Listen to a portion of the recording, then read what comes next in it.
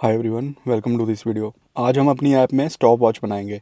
मैंने यहाँ पर मेन एक्टिविटी ओपन की है। अगर आपके एंड्रॉयड स्टूडियो में ये ओपन नहीं है तो यहाँ पर सर्च बटन पे आप क्लिक कर सकते हो एंड आपको मेन एक्टिविटी लिखना है। तो यहाँ सबसे ऊपर ही आ रहा है, तो इस पर क्लिक करेंगे तो मेन एक्टिविटी ओपन हो जाएगी। सर्च बटन का एक शॉर्टकट भी होता है। शिफ्ट बटन को आपने डबल प्रेस करना है। तो अगर मैं शिफ्ट को डबल प्रेस करूँगा तो सर्च टैब ओपन हो जाएगा। यहाँ पर मैं मेन एक्टिविटी को सर्च कर सकता हूँ। जब मेन एक्टिविटी ओपन कर ली है तो लेफ्ट साइड पे ये मार्क बटन है, इस पर क्लिक करेंगे तो मेन एक्टिविटी साइड से भी ओपन हो जाएगी, मतलब लोकेट हो जाएगी। अब इस कोड को डिलीट करते हैं, सिर्फ ऑन क्रिएट मेथड को रखेंगे यहाँ पर, क्योंकि यूआई हमारा ऑन क्रिएट पे बन रहा है। लॉक स्टेटमेंट को भी डिलीट कर देते हैं। देखो, हमने टेक्स्ट व्यू एंड बटन बनाया था। टेक्स्ट व्यू का साइज़ मैंने 100 DB रख दिया है एंड बटन का साइज़ भी 100 DB है। ऐप को एक बार इंस्टॉल करके देखते हैं। तो जैसे आप देख रहे हो, हेलो वर्ल्ड भी आ रहा है एंड बटन भी आ रहा है, लेकिन इसकी जो ओरिएंटेशन है वो हॉरिजॉन्टल है, मतलब हेलो वर्ल्ड के बाद न्यू बटन आ रहा है। लेट्स से हेलो वर्ल्ड के नीचे अगर मुझे न्यू बटन ऐड करना है तो कैसे करेंगे? ऊपर जो लीनियर लेआउट है उसमें ओरिएंटेशन एक एट्रीब्यूट है, उसको ऐड करेंगे एंड वर्टिकल सेलेक्ट कर लेंगे। अब ऐप को इंस्टॉल करते हैं। तो जैसे आप देख रहे हो, बटन अब नीचे आ रहा है, हेलो वर्ल्ड ऊपर आ रहा है।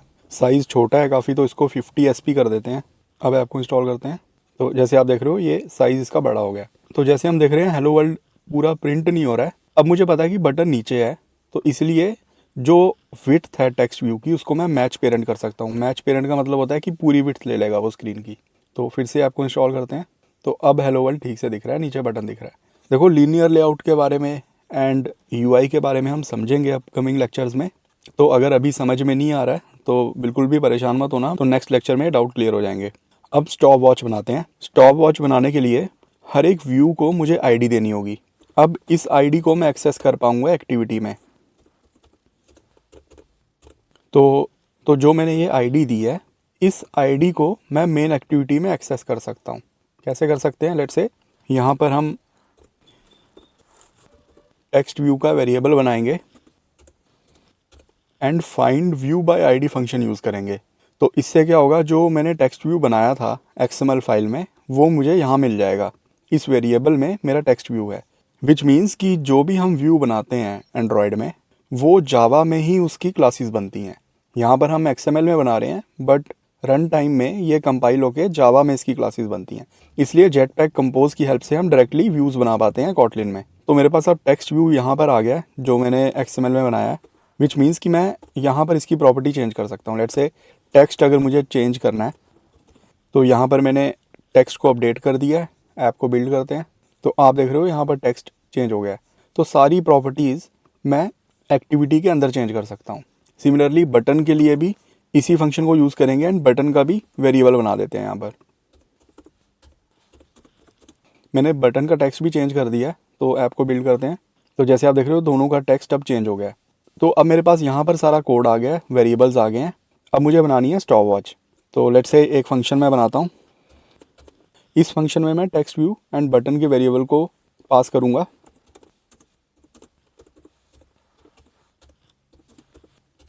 तो सबसे पहले टेक्स्ट व्यू का जो टेक्स्ट है उसको इनिशियलाइज कर देते हैं। बटन में एक फंक्शन होता है ऑन क्लिक लिसनर। ये जो फंक्शन है, इसका मतलब है कि जब मैं बटन पे क्लिक कर रहा हूँ तब मुझे क्या करना है।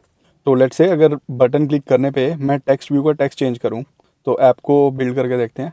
तो एक इनिशियल टाइम सेट है।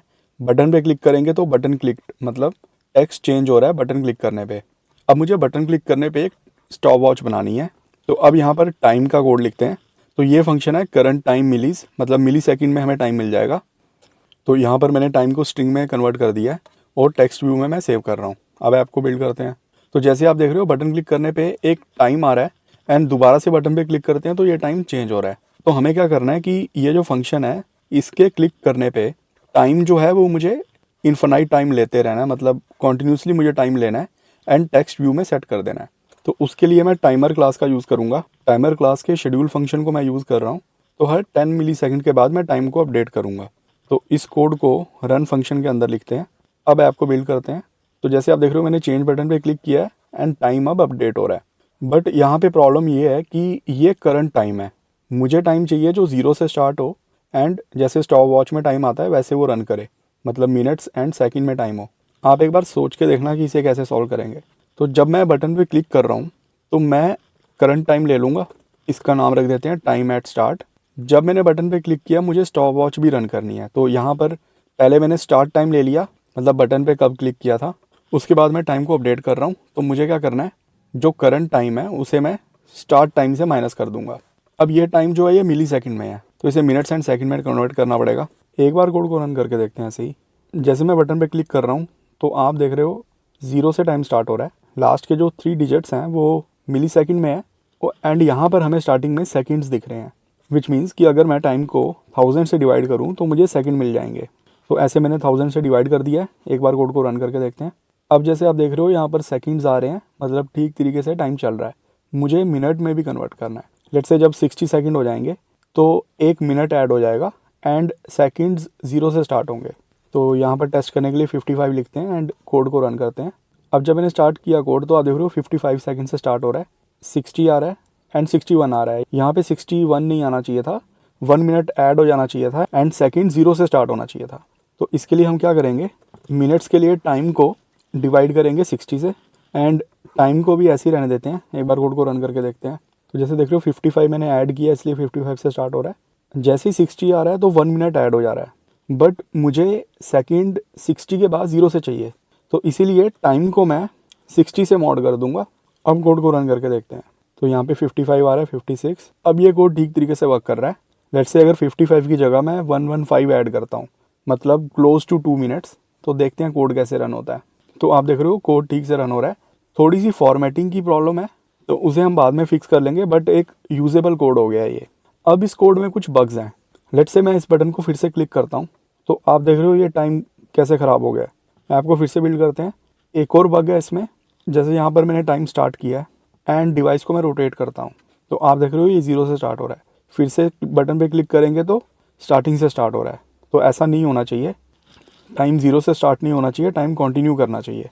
तो इसे फिक्स करते हैं। पहले जो हार्ड कोडेड टाइम किया था उसे डिलीट करते हैं। आई होप आपको ये वाला कोड समझ में आ गया होगा। मैंने एक स्टार्टिंग टाइम लिया है, जैसे ही बटन पे क्लिक कर रहे हैं तो एक स्टार्टिंग पॉइंट ले रहे हैं, उसे करंट टाइम से माइनस कर रहे हैं एंड सेकंड्स काउंट करने के लिए मैंने टाइम को 1000 से डिवाइड किया एंड यहाँ पर बेसिक कैलकुलेशन हो रही है मिनट्स की एंड सेकंड्स की। अब मैं चाहता हूँ कि अगर मैं बटन पे फिर से क्लिक करूँ तो टाइम दोबारा से स्टार्ट नहीं हो। उसके लिए मैं क्या कर सकता हूँ, उसके लिए हमारे पास बड़े सारे ऑप्शंस हैं। एक ऑप्शन है कि हम एक वेरिएबल रख सकते हैं। इज रनिंग हमें बता रहा है कि स्टॉप वॉच चल रही है या नहीं चल रही। तो जैसे ही बटन पे क्लिक करेंगे तो इज रनिंग को हम ट्रू कर देंगे। स्टार्टिंग में फॉल्स है एंड बटन क्लिक करने के बाद इज रनिंग ट्रू हो गया। तो पहले चेक कर लेते हैं कि if is running is false तो हमें ये सारा कोड रन करना है एंड रनिंग को ट्रू मार्क कर देना है, मतलब स्टॉप वॉच अब स्टार्ट हो गई है। अगर रनिंग ऑलरेडी ट्रू है तो हम कुछ नहीं कर रहे यहाँ पे, मतलब एल्स केस मैंने लगाया ही नहीं है। तो अब कोड को रन करते हैं। तो अब मैंने बटन पे क्लिक किया तो टाइम ठीक से चल रहा है। अब बटन पे फिर से क्लिक करते हैं तो आप देख रहे हो यहाँ पर कुछ नहीं हो रहा है। तो ये सिनेरियो फिक्स हो गया। अगर डिवाइस को रोटेट करें तो टाइम फिर से 0 हो गया। अब इसे फिक्स करते हैं। आप सोच सकते हो कि टाइम रीसेट क्यों हो रहा है। देखो लास्ट लेक्चर में मैंने आपको लाइफ साइकिल मेथड्स के बारे में बताया था। तो होता क्या है, जब मैं डिवाइस को रोटेट कर रहा हूँ तो ऑन डिस्ट्रॉय कॉल हो रहा है, तो विच मीन्स कि जो एक्टिविटी है वो पूरी डिस्ट्रॉय हो रही है एंड स्टार्टिंग से बन रही है, मतलब जो टाइम है वो स्टार्टिंग से कैलकुलेट होता है, इसलिए वो 0 हो जा रहा है। अब मुझे चाहिए कि टाइम भी सेव रहे एंड रनिंग स्टेट भी सेम रहे, मतलब अगर स्टॉप वॉच चल रही है तो वो चलती रहे। उसके लिए हमारे पास एक मेथड होता है, लाइफ साइकिल मेथड होता है ऑन सेव स्टेट। अब ये मेथड तब कॉल होता है जब डिवाइस रोटेट हो रही होती है, उससे पहले ये मेथड कॉल होता है एंड इस बंडल पे हम अपना डेटा सेव कर सकते हैं। ऑन सेव इंस्टेंस पे मैंने running status and time at start save कर दिया एंड ऑन रीस्टार्ट इंस्टेंस में मैंने दोनों वैल्यूज़ को गेट कर लिया। अब यहाँ पर थोड़ी सी रिफैक्टरिंग करनी है।